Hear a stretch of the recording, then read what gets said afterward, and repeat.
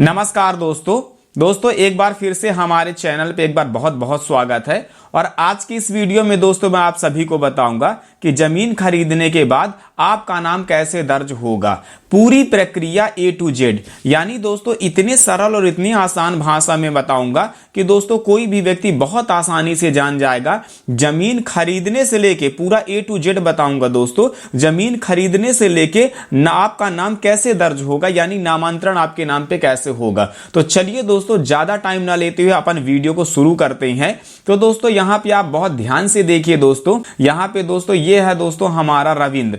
दोस्तों ये हो गया हमारा रविंद्र, जो कि दोस्तों यहाँ पे आप ध्यान से देखिए ये है दोस्तों हमारा विक्रेता। यानी दोस्तों विक्रेता उसको बोलते हैं जो जमीन बेचने वाला होता है। तो रविंद्र हो गया दोस्तों यहाँ पे विक्रेता, ये जमीन बेचने वाला हो गया। और उसके बाद दोस्तों यहाँ पे देखिए ये हो गया दोस्तों हमारा मोहन।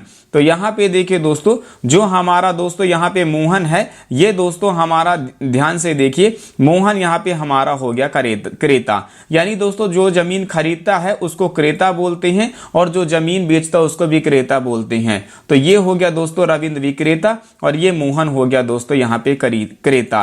अब दोस्तों ये जो रविंद्र है ये अपना प्लॉट बेच रहा है, यानी कि दोस्तों ये वाला जो प्लॉट है दोस्तों, ये वाला जो प्लॉट है इस प्लॉट को दोस्तों यहाँ पे रविंद्र बेच रहा है मोहन को।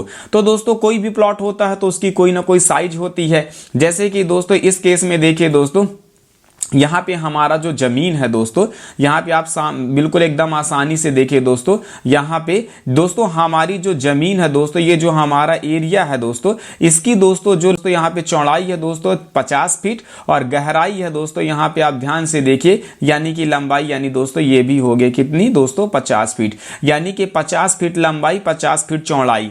और दोस्तों ये जमीन कितने में बेच रहा है दोस्तों रविंद्र मोहन को, तो इसको दोस्तों बेच रहा है 5 लाख रुपए में। यहां पे ध्यान से देखिए तो दोस्तों 50 गुणे 50 यानी सिर्फ 2500 स्क्वायर फीट है, यानी 50 फीट चौड़ाई और 50 फीट लंबाई।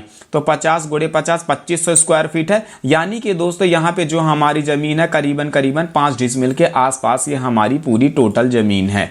अब दोस्तों इन दोनों का सौदा हो गया, जमीन खरीदने वाला बेचने वाला दोनों रेडी है। इन्होंने अपनी जमीन ये वाली बेच रही है, प्लॉट भी दिखा दिया और पैसे की भी यहाँ बात होगी। अब दोस्तों अगला स्टेप क्या होगा वो मैं आपको बताऊंगा। तो यहाँ पे दोस्तों ध्यान से देख ले, अगला स्टेप में क्या होगा दोस्तों, ये उप पंजीयन कार्यालय जाएंगे, यानी कि दोस्तों इसी को इंग्लिश में हम लोग बोलते हैं रजिस्ट्रार ऑफिस। और दोस्तों ये जो मैं आप सभी लोगों को बता रहा हूं दोस्तों, ये पूरा प्रोसेस दोस्तों मैं एमपी के हिसाब से बता रहा हूं, इसका आप विशेष ध्यान रखिएगा। यानी कि दोस्तों मैं मध्य प्रदेश के हिसाब से बता रहा हूं कि मध्य प्रदेश में किस टाइप से जमीन की बिक्री होती है और किस टाइप से लोग खरीदते हैं, उसका पूरा प्रोसेस आपको बता रहा हूं A to Z।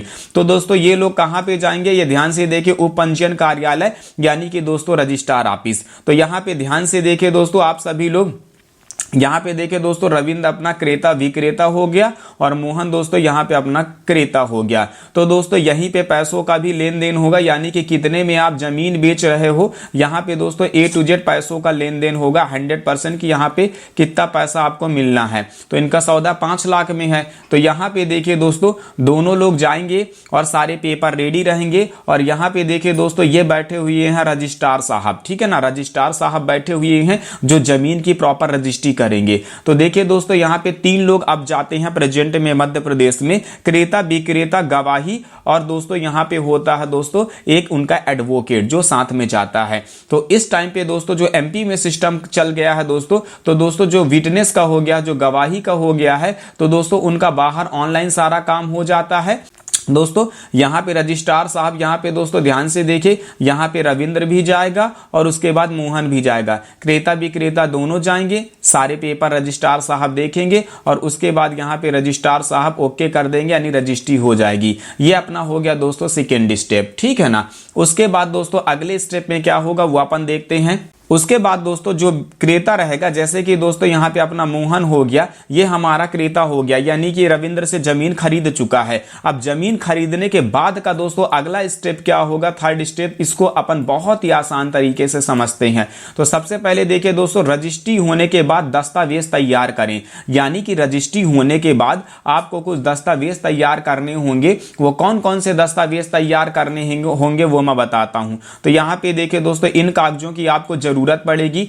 पहला है दोस्तों रजिस्ट्री की प्रमाणित कॉपी, उसके बाद आवेदन पत्र हेतु नामांतरण हेतु, उसके बाद दोस्तों खरीदार का आधार कार्ड, विक्रेता का आधार कार्ड, भूमि का खसरा नंबर और साथ में गवाही का भी आधार कार्ड लगेगा। इस चीज को आप दोस्तों बहुत ज्यादा इंपॉर्टेंट है, इसको आप विशेष ध्यान रखिएगा क्योंकि दोस्तों मध्य प्रदेश में ये रूल्स चल रहा है। तो दोस्तों ये सारे कागज जब दोस्तों तैयार हो जाएगा दोस्तों, यानी कि ये मोहन दोस्तों ये सारे कागज तैयार कर लेगा दोस्तों नामांतरण कराने के लिए दस्तावेज। उसके बाद यहाँ पे दोस्तों अगला स्टेप क्या होगा उसको अपन देखते हैं। देखिए दोस्तों अब आगे क्या होगा मैं आप सभी लोगों को बताता हूं। अब जैसे ये हमारे होगा दोस्तों मोहन, इन्होंने जमीन खरीदा है, ये क्रेता है। खरीदने के बाद इनके नाम पे रजिस्ट्री भी हो गई है और रजिस्ट्री कराने के बाद इनका सारा पेपर तैयार हो गया है, यानी इन्होंने अपने सारे दस्तावेज रेडी कर लिए हैं। अब इनको दोस्तों नामांतरण कराना है। तो एमपी में दोस्तों नामांतरण कराने के दोस्तों दो तरीका है। पहला तो तरीका हो गया दोस्तों ऑनलाइन और दूसरा तरीका हो गया दोस्तों ऑफलाइन। तो मैं आपको बताता हूं। सबसे पहले दोस्तों ये मोहन साहब जो हैं ये जाएंगे सीधे दोस्तों ऑनलाइन सेंटर, यानी कि दोस्तों जहां रजिस्ट्री का सारा पेपर वर्क होता है, सारा काम होता है ऑनलाइन, वहां जाएंगे दोस्तों। ये पहुंचने के बाद दुकान में दोस्तों ये ऑनलाइन आवेदन देंगे, यानी सारा काम करेंगे, ऑनलाइन आवेदन करेंगे और पूरा कंप्लीट करने के बाद दोस्तों ये वहां से रसीद लेके दोस्तों अपना वहां से आ जाएंगे। अब अगले स्टेप में क्या होगा वो मैं आपको बताता हूं, चलिए।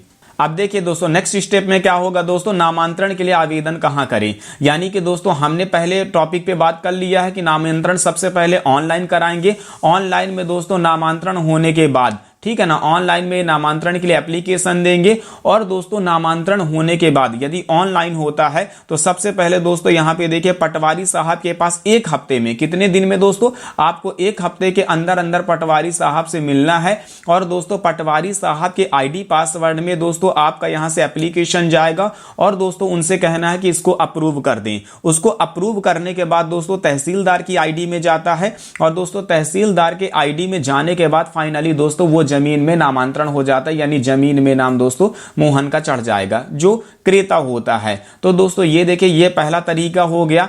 दूसरा तरीका, मान लीजिए इन्होंने आवेदन दिया ऑनलाइन में, आवेदन देने के बाद इन्होंने गया पटवारी के साहब पास, लेकिन किसी कारणवश कोई ऐसा टेक्निकल प्रॉब्लम, कुछ ऐसा कोई कारणवश हो गया कि दोस्तों इनके आईडी पासवर्ड में नहीं आया और इनका नामांतरण अभी नहीं हुआ है। तो अब ये क्या कर सकते हैं दोस्तों, अब ये ऑफलाइन दे सकते हैं। पहला तरीका है ऑनलाइन और दूसरा तरीका है ऑफलाइन। तो चलिए उसको भी अपन अगले स्टेप में समझते हैं कि मान लीजिए अगर ऑनलाइन नहीं होता है नामांतरण, है ना, तो ऑफलाइन कैसे होगा। तो दोस्तों अगले स्टेप में ये होता है कि मान लीजिए ऑनलाइन आपका आवेदन नहीं हो पाया है तो आप ऑफलाइन आवेदन कर सकते हैं अपने नामांतरण का तहसील में। और उसके लिए दोस्तों इन कागजों की जरूरत पड़ेगी आपको। ये कागज आपको एकदम तैयार करके रखना है, जिसमें कि दोस्तों पहला हमारा कागज रहेगा दोस्तों एकदम फर्स्ट नंबर पे रहेगा दोस्तों हमारी रजिस्ट्री की कॉपी। देखिए दोस्तों इस तरह रजिस्ट्री की कॉपी होती है। दूसरा दोस्तों आधार कार्ड रहेगा क्रेता विक्रेता दोनों का, साथ में गवाही का आधार कार्ड रहेगा। तीसरा दोस्तों यहाँ पे खसरा रहेगा दोस्तों, हमको खसरा भी देना पड़ेगा।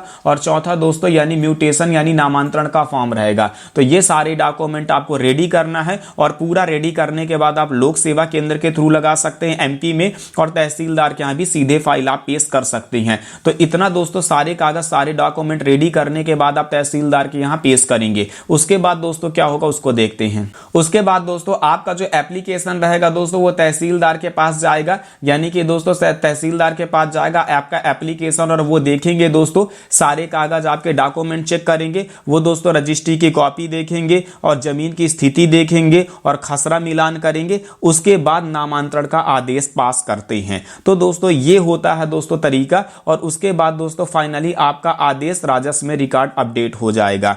तो दोस्तों ये होने के बाद पूरा दोस्तों यहाँ पे नया मालिक का नाम दर्ज हो जाएगा, यानी कि दोस्तों जो जमीन खरीदा उसके नाम पे जमीन दर्ज हो जाएगी, नया मालिक का नाम, और पुराने मालिक के नाम से दोस्तों वो जमीन वहां से कट जाएगी। तो ये सारे कागज जो ऊपर मैंने बताया डॉक्यूमेंट रेडी करके रखना है। फिर उसके बाद सारा कागज मैडम देखेंगे और देखने के बाद दोस्तों तहसीलदार साहब उसको अपडेट कर देंगे। और दोस्तों ये इसमें दोस्तों ज्यादा नहीं, टोटल दोस्तों 30 से 45, ज्यादा नहीं लगता दोस्तों, 30 से 45 दिन का समय लगता है और दोस्तों आपके नाम पे नामांतरण दर्ज हो जाएगा। ये आप दोस्तों विशेष ध्यान रखिएगा, ऑनलाइन में 20 दिन और ऑफलाइन में 30 से 45 दिन। अपडेट होने के बाद दोस्तों आदेश पारित होने के बाद आगे दोस्तों क्या होगा उसको देखते हैं। फिर दोस्तों सरकारी रिकॉर्ड में नाम दर्ज हो जाएगा। आगे क्या होगा दोस्तों, जैसे आपका तहसीलदार आदेश कर देगा तो आदेश करने के बाद दोस्तों सरकारी रिकॉर्ड में नाम दर्ज हो जाएगा। जैसे कि दोस्तों ये हैं रविंद्र भाई यहाँ पे हमारे विक्रेता, ठीक है ना, और मोहन भाई यहाँ पे हमारे हैं क्रेता, यानी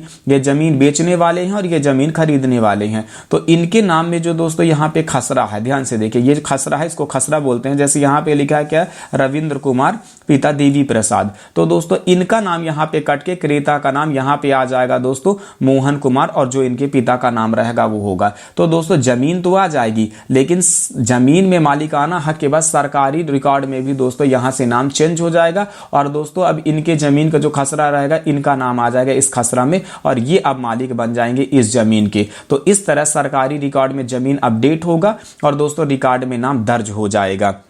जब दोस्तों पूरा अपडेट हो जाएगा तो उसके बाद दोस्तों जो इनका जो मोहन है दोस्तों, ये अपने नाम का दोस्तों यहाँ पे खसरा निकलवा सकते हैं, पट्टा निकलवा सकते हैं, B1 निकलवा सकते हैं, और दोस्तों साथ में यहाँ पे दोस्तों क्या नक्शा निकलवा सकते हैं। इनके नाम पे जमीन भी दर्ज हो जाएगा, रजिस्ट्री भी हो जाएगी, साथ में दोस्तों इसके ये मालिकाना बन जाएंगे और कागज में इनका नाम आ जाएगा फाइनली, यानी कि सरकारी दस्तावेज में दोस्तों इनका नाम चढ़ जाएगा।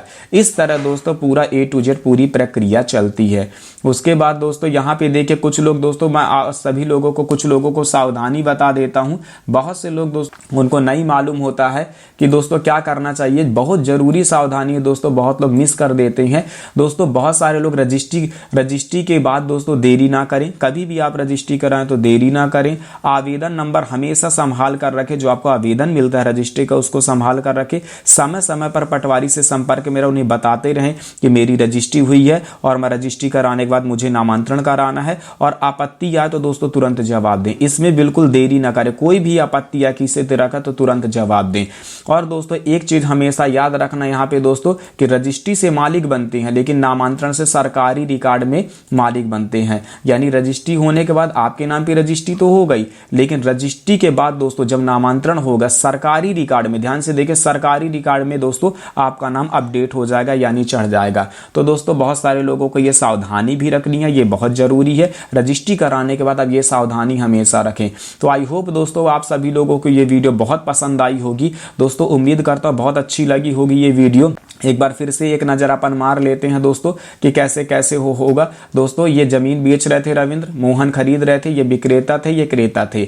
ये जमीन की दोस्तों लंबाई गुड़े चौड़ाई थी, इनका सौदा था 5 लाख रुपए में। इन्होंने 5 डिसमिल करीब आसपास जमीन बेचा 5 लाख में। अगला स्टेप क्या हुआ, इन्होंने जमीन का सौदा करने के बाद गया कहां, उप पंजीयन कार्यालय रजिस्ट्रार ऑफिस। वहां दोस्तों क्रेता विक्रेता एक दोनों को दोस्तों पैसा दिया, विक्रेता को दोस्तों क्रेता ने पूरा पेमेंट किया, और यहाँ पे दोस्तों इन्होंने रजिस्ट्रार साहब ने जमीन की रजिस्ट्री कर दी। उसके बाद अगले स्टेप में क्या था दोस्तों कि यहाँ पे जो मोहन है, जो जमीन क्रेता है, वो रजिस्ट्री होने के बाद सारे दस्तावेज तैयार करके रख लिए। ये सारे दस्तावेज तैयार करके रख लिए, और तैयार करने के बाद अगले स्टेप में दोस्तों इन्होंने गया ऑनलाइन। पहले इन्होंने ऑनलाइन आवेदन किया। यदि ऑनलाइन जैसे कभी नहीं होता है तो इन्होंने दूसरा ऑप्शन भी मैंने बता रखा है कि ऑफलाइन भी कैसे आवेदन करना है ताकि आपके नाम में नामांतरण हो जाए।